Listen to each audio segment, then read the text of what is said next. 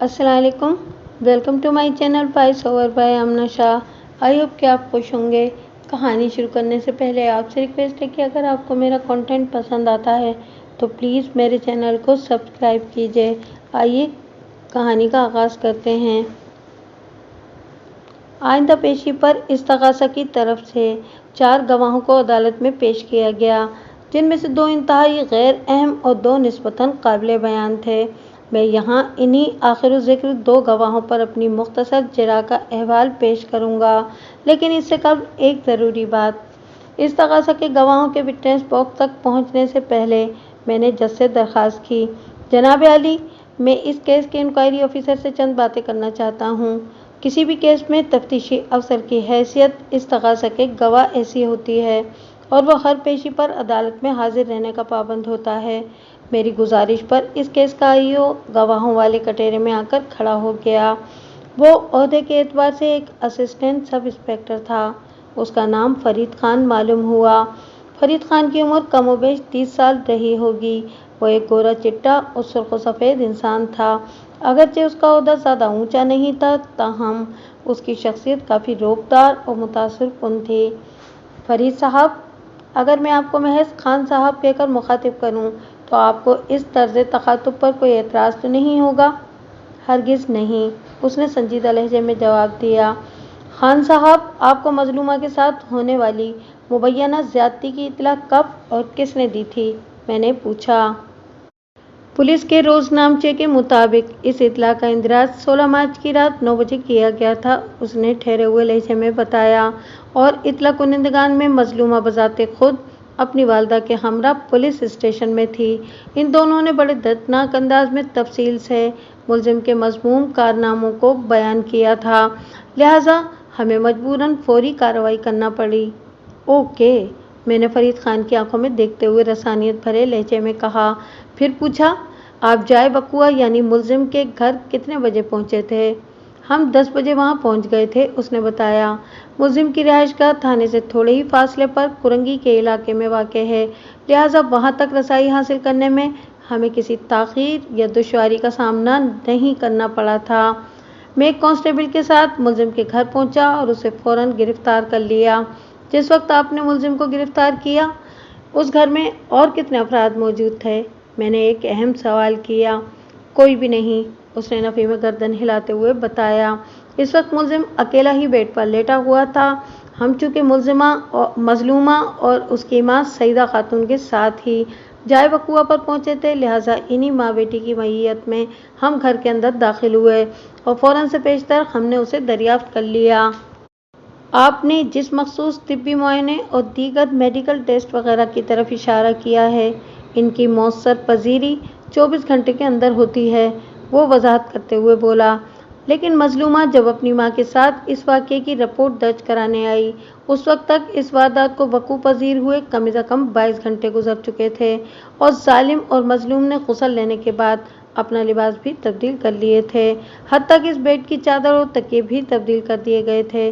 लिहाजा अगर फौरी तौर पर हम फौजिया और उसके बाप को मेडिकल एग्जामिनेशन के लिए किसी हॉस्पिटल में भेज देते तो इससे कोई कारआमद नतीजा बरामद होने वाला नहीं था। मैं आपकी वजाहत से इत्तफाक करता हूँ खान साहब, मैंने मोतदिल अंदाज में कहा। आपके चालान की इमारत का सेंट्रल पिलर मजलूमा फौजिया का बयान है, मैं गलत तो नहीं कह रहा? आप वजह फरमाते हैं वकील साहब, वो ताइदी अंदाज में गर्दन हिलाते हुए बोला। विक्टिम जब अपनी ज़बान से कोई शिकायत दर्ज कराने थाने पहुंचता है और घर के तमाम अफराद उसकी हिमायत के लिए जमकर खड़े हो जाते हैं तो मुलजिम के खिलाफ कार्रवाई करना लाजमी हो जाता है। विक्टिम फौजिया के अलावा इसकी बहन सहरिश और वालदा सईदा खातून भी अपने अपने दलाल के साथ मुलजिम के खिलाफ कमर बस्ता हैं और इनके अलावा भी हमें ऐसे और शवाहिद मिले हैं जो मुलजिम के मुजरिम होने पर दलालत करते हैं। आपके ताउन का बहुत बहुत शुक्रिया खान साहब। इस तशक्कुराना जुमले के साथ ही मैंने अपने जिरा को मौकूफ़ कर दिया। मजलूम के मेडिकल टेस्ट और जालिम के तिब्बी मुआयने के बारे में मेरी मालूमात यकीनन इंक्वायरी ऑफिसर से कहीं ज़्यादा थीं। मौजूद अदालत के रूबरू इस सवाल जवाब का मेरा एक ख़ास मकसद था और वो मकसद हासिल करने में मैं कामयाब हो गया था।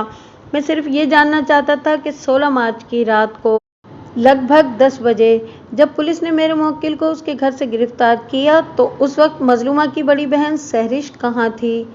استغاثہ کی جانب سے اگلا گواہ لیاقت علی خان نامی ایک شخص تھا۔ لیاقت علی کی عمر 40 سے متجاوز تھی۔ وہ عام سی شکل و صورت کا مالک ایک سانولا انسان تھا۔ وہ لانڈی کے علاقے میں رہتا تھا اور صدر میں جوتوں کی ایک دکان پر کام کرتا تھا اور دلاور سے اس کی گاڑی چھنتی تھی۔ لیاقت علی نے حلف اٹھانے کے بعد اپنا بیان ریکارڈ کرایا تو وکیل استغاثہ جرح کے لیے وٹنس باکس کے نزدیک چلا گیا۔ اس نے گواہ کے چہرے پر نگاہ جما کر سوال کیا، لیاقت علی، آپ ملزم کو کتنے عرصے سے جانتے ہیں؟ کم و بیش 7 سال سے، اس نے جواب دیا، جب سے یہ کراچی آیا ہے، اور اس کا ایک سبب یہ بھی ہے کہ میں جوتوں والی جس دکان پر کام کرتا ہوں اس کے برابر والی دکان میں یہ بندہ ملازم ہے۔ ملزم کی ملازمت کی نوعیت کیا ہے؟ دراصل وہ ہر قسم کا گھریلو سامان قسطوں پر دینے والی ایک دکان ہے، اس نے بتایا۔ ملزم اس دکان پر سیلز مین کے طور پر کام کرتا ہے، مطلب کام کرتا تھا۔ پھر تو آپ دونوں کی روزانہ ملاقات ہوتی ہوگی؟ جی بالکل، دن میں کئی مرتبہ۔ لیاقت علی، جس طرح شرح میں کوئی شرم نہیں ہے، عین عدالتی معاملات میں بھی سچائی کو بیان کرتے ہوئے کبھی ہچکچانا نہیں چاہیے۔ وکیل استغاثہ نے ٹھہرے ہوئے انداز میں کہا، اب میں آپ سے جو سوال کرنے جا رہا ہوں آپ نے اس کا سچا اور کھرا جواب دینا ہے۔ اس بات کی فکر نہ کریں کہ اس جواب سے اگر آپ کی کوئی کمزوری ظاہر ہو جائے گی تو اس پر یہ عدالت آپ کو سزا سنا دے گی۔ آپ نے کسی ڈر یا خوف میں مبتلا ہوئے بغیر حقیقت کو سامنے لانا ہے۔ آپ میری بات کو سمجھ رہے ہیں نا؟ جی وکیل صاحب، آپ کی بات میری سمجھ میں آ گئی ہے، گواہ نے اس بات میں گردن ہلاتے ہوئے جواب دیا۔ میں نے سچ بولنے کا حلف اٹھایا ہے، چنانچہ جھوٹ کا سوال ہی پیدا نہیں ہوتا۔ ٹھیک ہو گیا، وکیل استغاثہ نے سرسری انداز میں کہا۔ پھر پوچھا، کیا یہ درست ہے کہ ملزم کے ساتھ آپ کی خوب جمتی ہے اور آپ لوگ اکثر ایک ساتھ بیٹھ کر دختر انگور سے دل بھی بہلاتے ہیں؟ جی ہاں، یہ سچ ہے، لیاقت علی نے دو ٹوک انداز میں جواب دیا۔ مے نوشی کے دوران میں اکثر انسان مبنی بر حقیقت باتیں بھی کر لیتا ہے، خاص طور پر اپنے مسائل کا تذکرہ کرتا ہے۔ وکیل استغاثہ نے کریدنے والے انداز میں کہا، کیا آپ معزز عدالت کو بتانا پسند کریں گے کہ ملزم آپ سے اپنے کون سے ذاتی مسائل ڈسکس کیا کرتا تھا؟ اس کے مسائل کا مرکز و محور اس کی بیوی اور بیٹیاں تھیں، گواہ نے جواب دیا۔ یہ ان سے خوش نہیں تھا اور کہتا تھا کہ اگر اس کا بس چلے تو وہ ان تینوں کو قتل کر دے۔ وقوعہ سے ایک روز پہلے یعنی 14 مارچ کی شام ملزم بہت غصے میں تھا، وکیل استغاثہ نے کہا، اور مے نوشی کے دوران میں اس نے آپ سے ایک درخواست کی تھی۔ معزز عدالت، اس درخواست کی حقیقت جاننا چاہتی ہے۔ اس روز ملزم بہت زیادہ پریشان تھا اور بار بار اپنی بیوی اور بیٹیوں کو برا بھلا کہہ رہا تھا۔ لیاقت علی نے ٹھہرے ہوئے لہجے میں بتایا، پینے کے دوران میں اسے تسلیاں دیتا رہا کہ فکر نہ کرو، سب ٹھیک ہو جائے گا۔ پہلے تو یہ بڑے تحمل سے میری باتیں سنتا رہا، پھر اچانک بھڑک اٹھا اور بڑے خطرناک لہجے میں بولا، لیاقت، خود بخود کچھ بھی ٹھیک نہیں ہوگا۔ میرے ذہن میں ایک منصوبہ ہے لیکن اس منصوبے کی تکمیل کے لیے مجھے تمہاری مدد چاہیے۔ بولو، مجھ سے تمہیں کس قسم کی مدد چاہیے؟ میں نے کہا، تمہارا وہ دوست ہے نا اسلحہ فروش، کیا نام ہے اس کا؟ اس نے مجھ سے پوچھا، جس کی لکی اسٹار پر ایمونیشن کی دکان ہے۔ میں نے تشویش بھرے انداز میں اس کی طرف دیکھا اور کہا، اس کا نام خادم حسین ہے، مگر تم اس کا کیوں پوچھ رہے ہو؟ یار، مجھے 2-3 دن کے لیے ایک پسٹل چاہیے، اس نے کہا۔ وہ کس لیے؟ میں نے چونک کر اس کی طرف دیکھا۔ تم کیا کرنے کا سوچ رہے ہو؟ دلاور کی فرمائش سن کر میں بھی اس لیے فکر مند ہو گیا تھا کہ چند روز قبل یہ اپنی بیوی اور دونوں بیٹیوں کو جان سے مارنے کی بات کر چکا تھا۔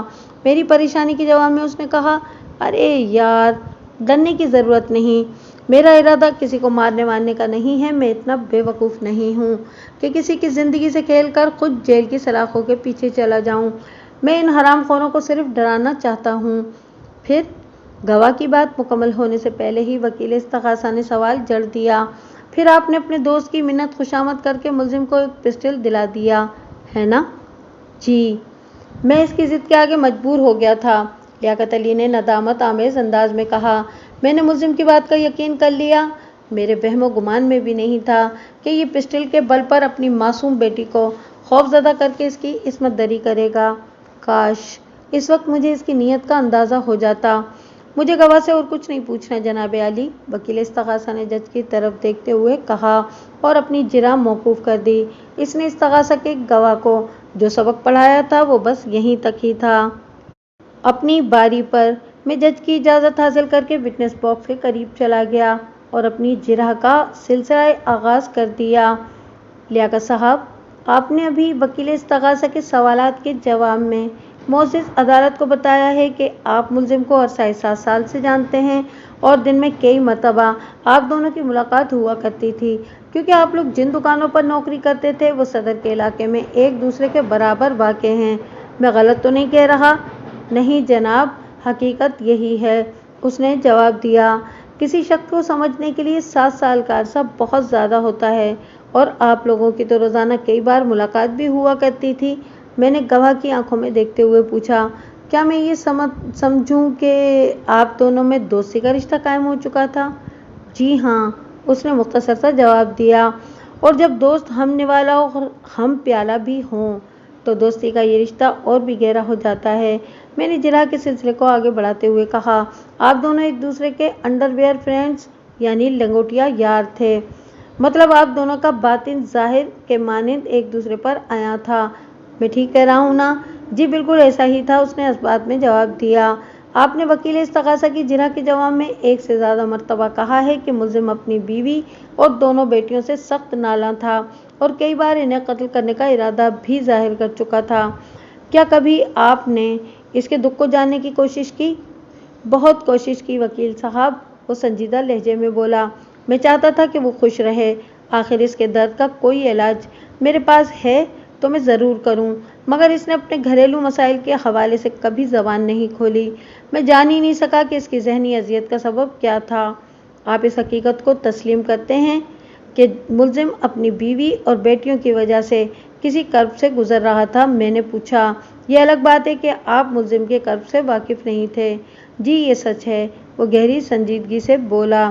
تو کیا میں یہ سمجھوں کہ ملزم کے خانگی معاملات کے علاوہ آپ اس کی خارجی مصروفیات کے بارے میں بھی سب کچھ جانتے ہیں؟ جی، باقی وہ اپنی ساری باتیں مجھ سے کیا کرتا تھا۔ یہ بھی کہ ملزم کراچی آنے سے پہلے حیدرآباد میں چوڑیاں بنانے والے ایک کارخانے میں کام کرتا تھا۔ جی ہاں، اس نے اس بات میں گردن ہلائی۔ کیا ملزم نے کبھی آپ کے سامنے اپنے کسی کارنامے کا ذکر کیا؟ میں نے معنی خیز انداز میں سوال کیا۔ اس نے الجھن زدہ لہجے میں پوچھا، کیسا کارنامہ؟ یہی کہ حیدرآباد میں یا کراچی میں نے ڈرامائی انداز میں پوچھا، یہ غیر عورتوں کے پاس جاتا رہا ہو یا نامحرم عورتوں کے ساتھ اس نے غیر شرعی تعلقات قائم کر رکھے ہوں؟ نہیں جناب، وہ نفی میں گردن ہلاتے ہوئے بولا، یہ اس قسم کا بندہ نہیں ہے، کم از کم میں نے تو ملزم کو ایسا نہیں پایا۔ وکیل استغاثہ اس نوعیت کی جرح کے جواب میں مجھے کھا جانے والی نظر سے گھور رہا تھا۔ میں نے اس کا یقیناً بچھایا ہوا ڈائنامائٹ کیچ کر کے پھٹنے سے پہلے اسی کی جانب اچھال دیا تھا۔ استغاثہ کی گواہ لیاقت علی کو میں اپنا موکل اور اس کیس کے ملزم دلاور کے حق میں استعمال کرنے جا رہا تھا۔ تو آپ کے بیان سے معزز عدالت یہ سمجھے کہ ملزم کوئی بد کردار انسان نہیں ہے؟ میں نے اس کی آنکھوں میں بہت دور تک دیکھتے ہوئے استفسار کیا۔ جی بالکل، وہ ٹھوس لہجے میں بولا، میں نے اس کے اندر ایسی کوئی بات نہیں دیکھی۔ لیاقت صاحب، آپ نے مرنے کے بعد کس کو جان دینا ہے؟ میں نے سرسراتی ہوئی آواز میں پوچھا۔ وہ پلکیں جھپکاتے ہوئے بولا، ظاہر ہے اپنے اللہ کو۔ اسی اللہ کو حاضر و ناظر جان کر اپنے دل و دماغ سے پوچھ کر معزز عدالت کو بتائیں، کیا آپ کی نظر میں جو شخص بد کردار نہ ہو، جس نے کبھی زنا نہ کیا ہو، وہ اپنی سگی بیٹی کے ساتھ بدفعلی کر سکتا ہے؟ آبجیکشن یور آنر، وکیل استغاثہ زخمی سانپ کے مانند پھنکارا۔ مظلومہ فوزیہ نے اپنے بیان میں بڑی وضاحت کے ساتھ بتایا ہے کہ وقوع کی رات ملزم نشے میں تھا، اور شراب کو ام الخبائث اسی لیے کہا جاتا ہے کہ اس کے نشے میں انسان رشتوں کی پہچان بھول جاتا ہے، جائز و ناجائز اور گناہ و ثواب کی اس کی نگاہ میں کوئی اہمیت نہیں رہ جاتی، وہ حلال اور حرام کی تمیز فراموش کر بیٹھتا ہے اور اپنے جذبات سے مغلوب ہو کر وہ ہر شرمناک کھیل کے لیے تیار ہو جاتا ہے، اور وقوع کی رات بھی ایسا ہی ہوا تھا۔ ملزم نے پہلے پسٹل دکھا کر اپنی سگی بیٹی کو ڈرایا اور پھر اس کی عزت کا جنازہ نکال دیا۔ اس وقت آپ بھی جذبات سے مغلوب ہو کر استغاثہ کی نماز جنازہ پڑھا رہے ہیں۔ میرے فاضل دوست، میں نے اس کے چہرے پر نگاہ جما کر زہریلے لہجے میں چوٹ کی۔ پستول دکھا کر اپنی سگی بیٹی کو ریپ کرنے کی بات استغاثہ کے گواہ لیاقت علی نے بھی تھوڑی دیر پہلے کی تھی، مگر وہ دراصل وکیل استغاثہ کے استفسار کے رد عمل کے طور پر تھا۔ اس کو گواہ کی ذاتی رائے نہیں کہا جا سکتا، اسی لیے میں نے گواہ پر اس حوالے سے کوئی سخت جرح نہیں کی تھی، بلکہ اب تو اللہ دے اور بندہ لے والا معاملہ تھا۔ کیا مطلب ہے آپ کا؟ وہ غرایا۔ پولیس نے اس مقدمے کا جو چالان پیش کیا ہے اور مظلومہ نے اپنا جو حلفیہ بیان ریکارڈ کرایا ہے، اس کے مطابق میں نے بڑے دھیمے اور مؤثر انداز میں وکیل مخالف کی گت بناتے ہوئے کہا، وقوعہ کے رات آپ کی مظلومہ اور ڈیفنس کی ملونہ فوزیہ اپنے کمرے میں گہری نیند سو رہی تھی کہ ملزم کی آمد کی آہٹ پر اس کی آنکھ کھل گئی۔ اتنی رات کو اپنے کمرے میں ملزم کو دیکھ کر اسے حیرت ہوئی، مگر قبل اس کے کہ وہ اپنی حیرت کا اظہار کر پاتی، ملزم نے اس کی ناک پر بے ہوشی کی دوا میں بسا ہوا ایک طے شدہ کپڑا رکھ کر زور سے دبا دیا تھا، جس کے نتیجے میں وہ ہوش و حواس سے بیگانہ ہو گئی۔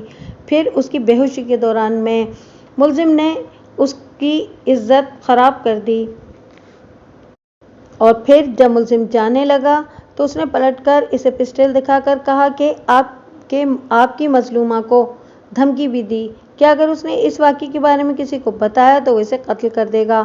اور آپ؟ لمحاتی توقف کر کے میں نے ایک آسودہ سانس خارج کی، پھر طنزیہ انداز میں اپنی بات مکمل کرتے ہوئے کہا، اور آپ نے ابھی ملزم کی مبینہ کارروائی کے بارے میں جو کچھ بتایا ہے وہ تو چالان کے سراسر خلاف جاتا ہے۔ آپ فرما رہے ہیں کہ ملزم شراب کے نشے میں مظلومہ کے کمرے میں داخل ہوا اور پسٹل دکھا کر اس کی بے عزتی کر دی۔ It is just a slip of tongue, وہ معذرت خواہانہ انداز میں بولا، یہ میری زبان کی غلطی ہے، میں کہنا وہی چاہ رہا تھا جو چالان میں درج ہے، مگر الفاظ کی ترتیب الٹی ہو کر زبان سے پھسل گئی۔ میرے فاضل دوست، یہ سلپ آف ٹنگ بعض اوقات ہینگ مین مسٹیک بھی بن جاتی ہے۔ میں نے ایک ایک لفظ پر زور دیتے ہوئے کہا، اس لیے اپنی زبان کو پھسلن زدہ راہوں پر بے مہار نہ چھوڑ دیا کریں۔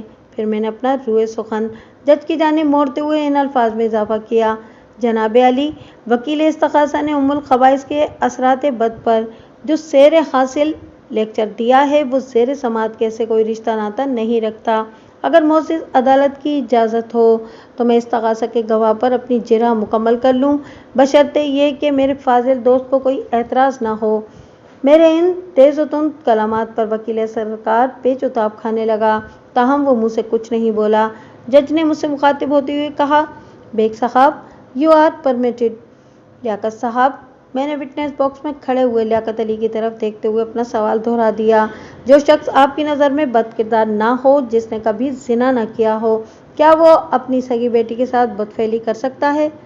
میں سمجھتا ہوں نہیں، وہ پوری قطعیت سے بولا، ہرگز نہیں۔ میں نے استغاثہ کے گواہ پر اپنی جرح کو فل اسٹاپ لگاتے ہوئے سپاٹ لہجے میں کہا، دیٹس آل یور آنر۔ اس کے ساتھ ہی استغاثہ کے گواہ پر جرح ختم ہوتے ہی عدالت کا مقررہ وقت بھی ختم ہو گیا۔ جج نے 21 روز بعد کی تاریخ دے کر عدالت برخاست کرنے کا اعلان کر دیا۔